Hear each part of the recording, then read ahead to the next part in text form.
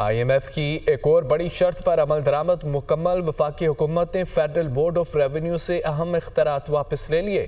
Tax policy سازی اور tax وصولی کو الگ الگ کر دیا گیا۔ وفاقی کابینہ نے وزارت خزانہ میں ٹیکس پالیسی آفس قائم کر دیا۔ رپورٹ اسلام آباد سے۔